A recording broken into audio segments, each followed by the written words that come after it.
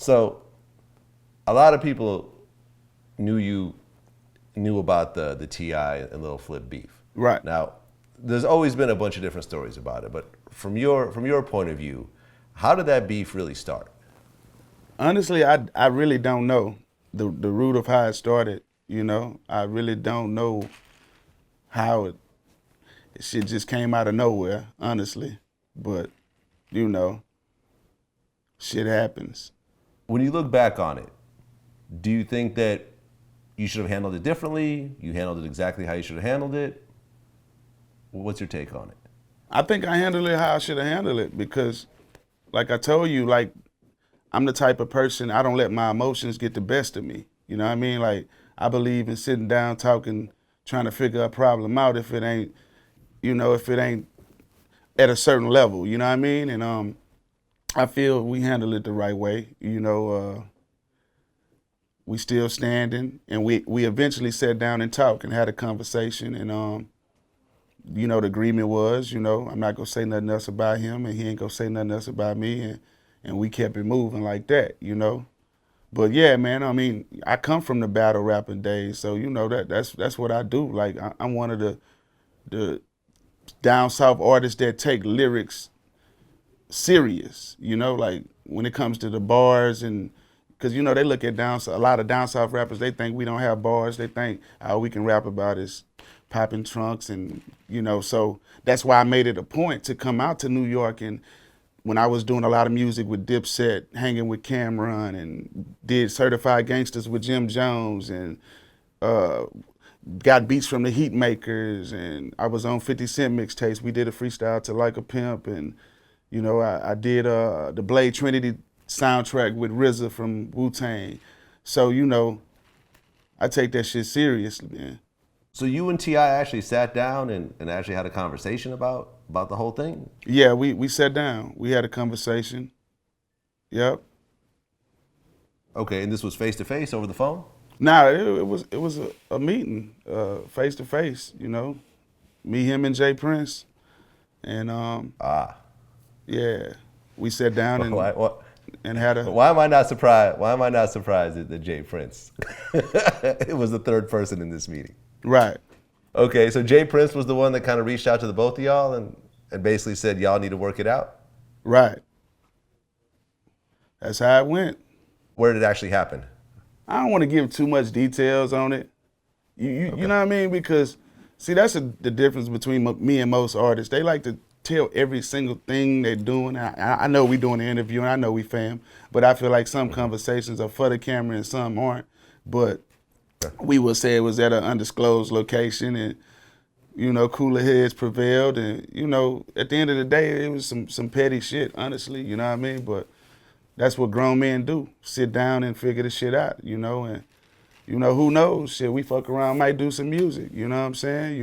Who knows? I think that'd be big for hip hop. For you and T.I. to actually do a song together, I think would be dope. Because I didn't even know about this meeting, and I'm supposed to know this type of shit.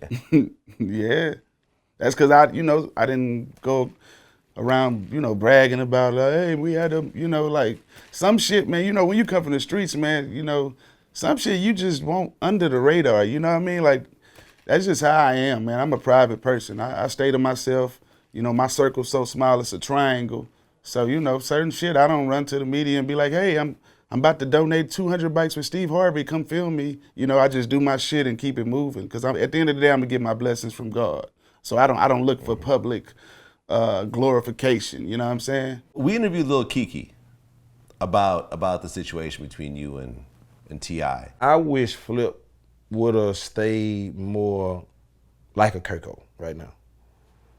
From 15 to 25. He was getting so much money like that. He was a young kid getting so much.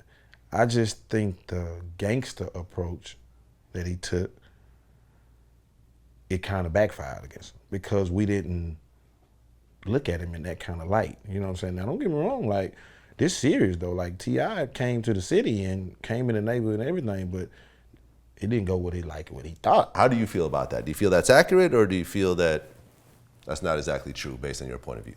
Well, when I saw the interview, I got him on the phone. I called him, and we had a a good hour conversation, and we talked about it. You know what I mean? I'm not gonna go into detail on everything we talked about, but like I had to enlighten him on the fact that I battle. You know, like he didn't know I used to battle rap. You know, like because he's like a couple years older than me, so when he started getting hot, you know, he was doing shows and shit, and I was still on the battling circuit and doing talent shows and, you know, shit like that. So, you know, I had to tell him, like, yeah, man, we battle. Because also in the interview he said, we don't do that battle shit, you know what I mean? But he didn't know that that's how I got my name, battling and freestyling. So, you know, we had a talk, a grown man talk. You know, didn't nobody scream at it, didn't nobody call a check, nobody, no shit like that. Like, we brothers. At the end of the day, we just screwed up click. So everybody go have their own opinion on how they feel. But, you know, once I tell them, like, yeah, man, I battle, you know. And we know some of the same people, but I'm just not one of them people that's gonna brag on everything I do in the streets. You know what I mean? Like my grandmother told me some things are better left unsaid. But nah, man, I mean, if you listen to all my music from day one, you know, my album is about street shit, you know? Like, once my grandparents told me no when them Carmine, like, let me tell you something for that. When the Carmine Jordans came out, I wore like a size 8.5. And if you wore a size 9, you could get the ones with the suede. So my grandpa was like, man, I'm not gonna pay no $200 for no shoes, you know? So I had to get the Carmines with the leather.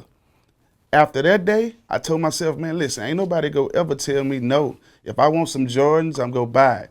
If I want Versace, I'm gonna buy it. So I hit the streets like running, head first. You know what I mean? Like getting it, you know, doing what I had to do, but being wise with it. And, you know, street shit, that's 90% of my album. You might get one record for the girls, you know what I'm saying? Maybe two, but I started Underground Legend off with a song called What I've Been Through, rapping about real life street shit. You know, that's what I do.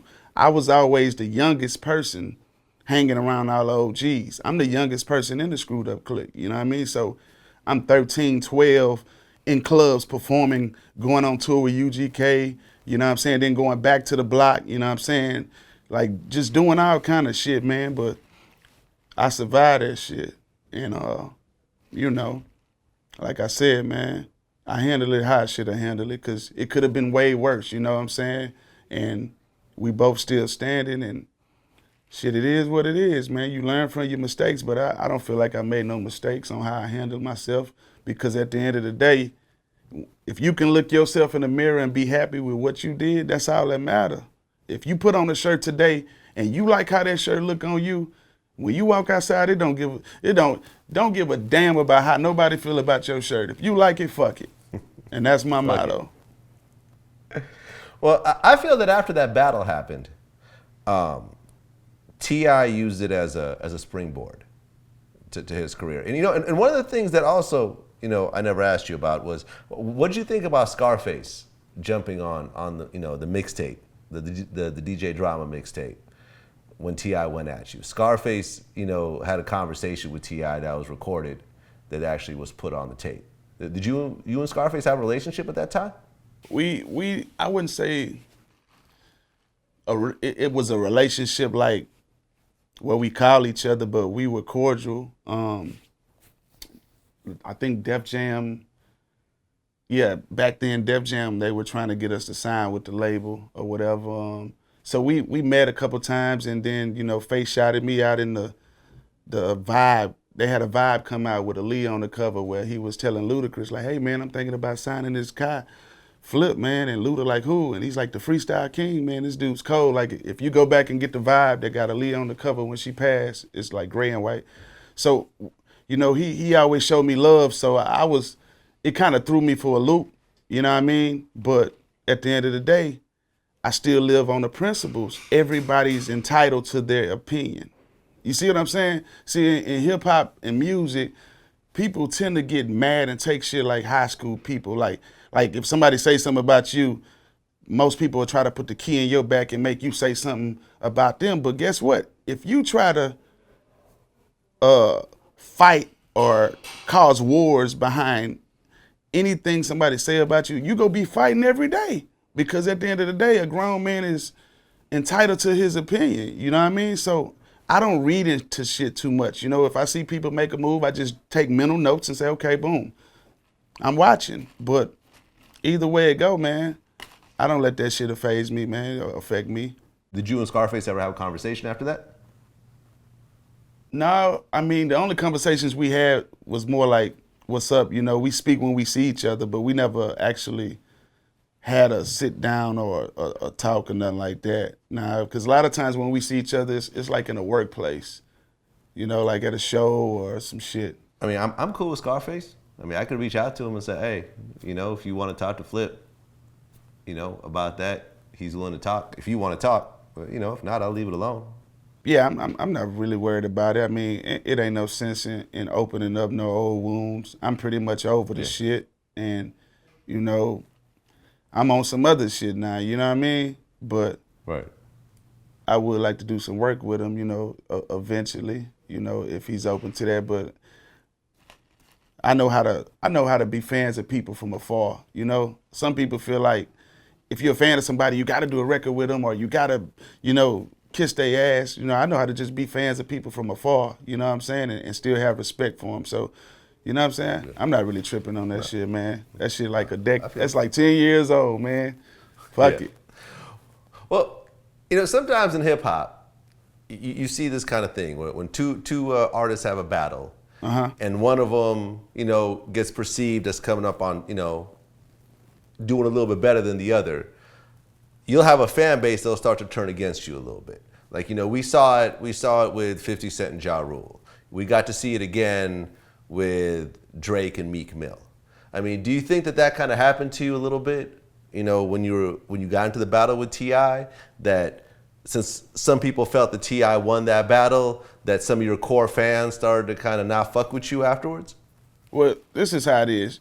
You got those people that are smart enough to know bullshit when they see it, and then you got those people that are brainwashed by TV and, you know, people having, you know, management deals with certain people.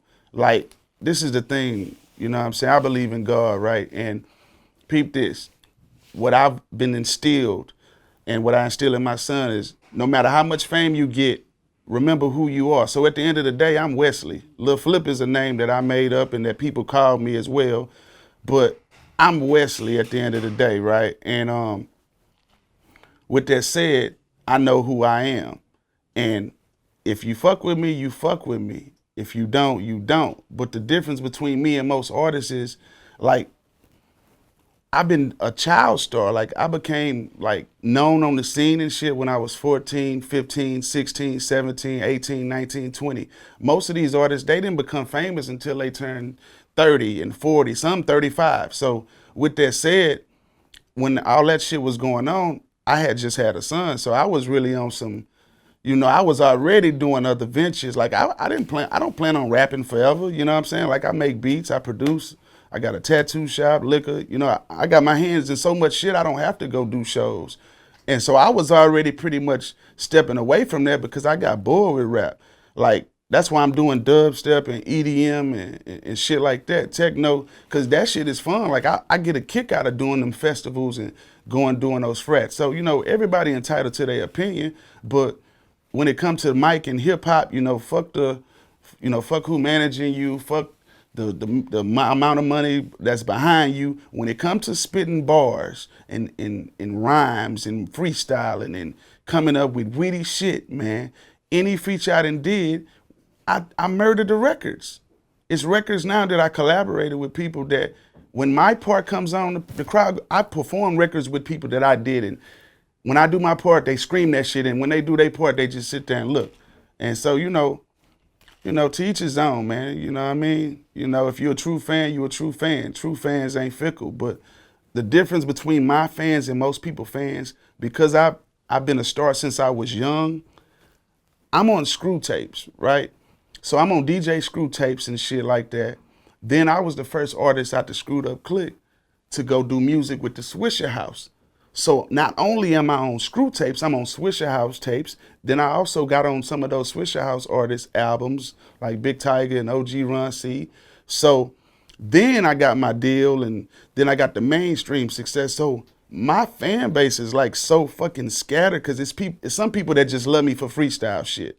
Then there's some people that just, you know what I mean? So with that said, man, hey man, however you feel about it, one thing you gotta know in life, you determine what success is. You know what I mean? For one person, success might be having a platinum plaque. For one person, success might be being able to drop a book when you want. Being able to get on a flight and go wherever you want without your manager telling you, oh, you can't do this. So, you know, once you find what makes you happy, once you find your definition of success, don't let nobody, no record sales, no beef, no nothing detour you from that. And that's how I live, man. I remember when all that happened, you dropped an album, and I think you were still on Sony at the time. Is that right? I was actually in the process of leaving, and yeah, that shit, they leaked the shit. It was some crazy politics shit, but yeah, I was in the process of leaving, correct? Right. But I remember that album came out, and it was kind of during the whole T.I. beef, and I remember listening to it and going like, damn, this is like a really mature album. Like the way the songs were structured and the content that you were talking about, I'm like, this is a dope album, but because of what's happening with this whole T.I. thing, people ain't really giving it a chance like they should be because of the energy around it. Do you felt like that kind of happened? No, what I felt like, I felt like at that point, see, we ended up going with the single, what was it, Ghetto Mind State with Life Jennings. And sometimes when people hear you doing records like a Pimp and Riding Spinners and The Way We Ball, certain people, they don't want to really see your lead single be no realistic shit. You know what I mean? And that's one of the things I was talking to the label about. I'm like, man, I like the record, Ghetto Mind State, that's fine, but even if we put this out, let's make sure we put out this other record, because I had a record called I'm a Baller that was like a stupid anthem. And at that time, I also was leaving the record label, so it was a lot of shit, man. Like, that's the one thing that I hate about the music industry, man, because you could sign with a label and the people that fought for you to get there, they'll end up getting fired, like, within months. You know what I mean? And then it's a whole new staff, and none of these people know anything about a screw tape. None of these people, you know what I mean? So that's the part of the game I don't like. But man, I think that was poor single picking, and at that time I was like going through it with the label, you know? Like, I'm doing so many shows a year, fucking with so many promoters a year, and most of these labels, they be wanting to skip the big markets. Like, they feel like if you're not a store or a radio station with BDS and you're not a store with SoundScan, then they'll skip over the market.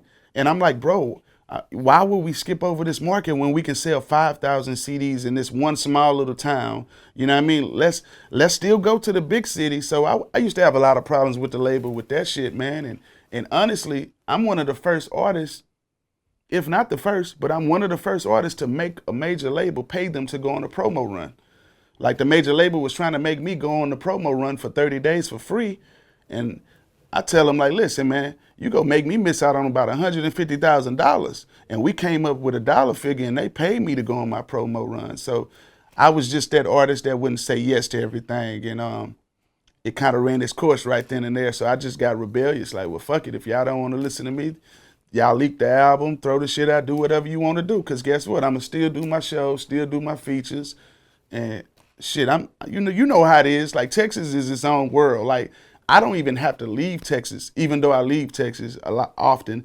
But I don't even have to leave Texas, and I can stack bank. I could go to every town in Texas and get about $10 million out of it, like, total. If I was to go on the road for 2, 3, 4 months, I would milk those towns, man. Like, Texas is its own world, man. We sell so many records out there. It's crazy. Right. And when you originally signed, I remember it was for like a huge amount of money. How much was it? The deal was worth $22 million because it was like a label deal.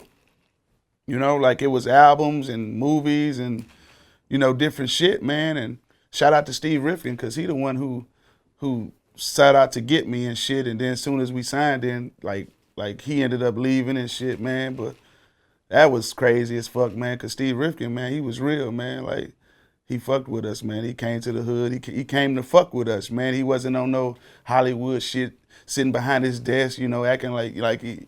I fuck with him, man. Yeah, I mean, I used to work for Steve Rifkin. I used to be at SRC. Wow, see, That's small world. Vlad TV used to be in Vlad TV used to be in the Universal building at SRC. You know, Wow. SRC had reached out to me, recognized what we were doing, and said, you know, we want you over here, See, doing your thing, you know, on our side. That's dope. 22 million. Did you actually get to see that full amount? Because sometimes these deals, you know, it'll be for that amount, but you know, if certain things happen and so forth. Right. I would have got to see that whole amount if I would have fulfilled all my contracts. Like if I wouldn't have left the label, because I only did what? Underground Legend, You Gotta Feel Me. I did like, well, we put the Leprechaun back out, but we re-released that shit. So it's kind of like I only fulfilled 2 albums out of the 6-8 album deal. So you know how that shit go. You know, they factor in videos and all that shit. But yeah, I only fulfilled like 2 of the albums, and I was able to get a release. Cause I'm not a yes man, man.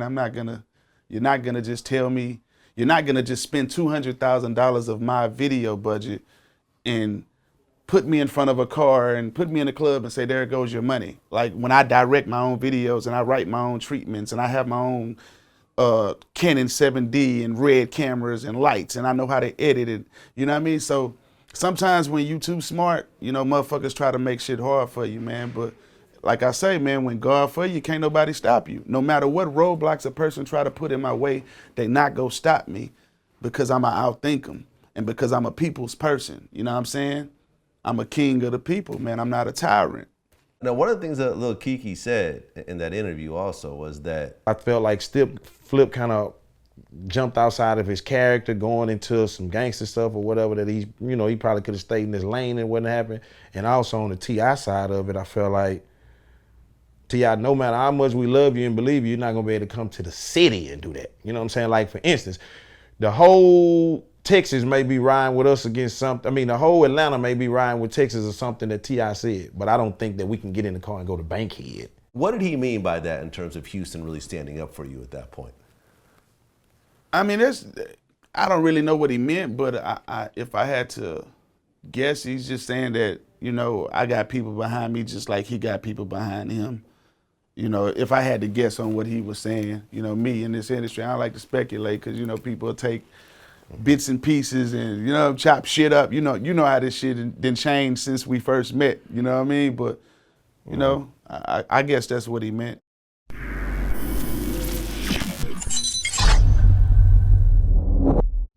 Michelle handed Beyonce the phone and she was like, hey, are you gonna come? And that's when I told her, you know I live 45 minutes away from the airport. So even if I wanted to come, that's not gonna happen. Like, I'm like, nobody called me?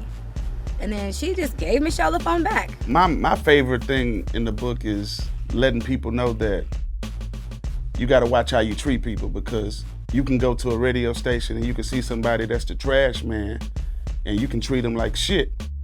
And you can go to that same station a year later and that trash man might be the program director.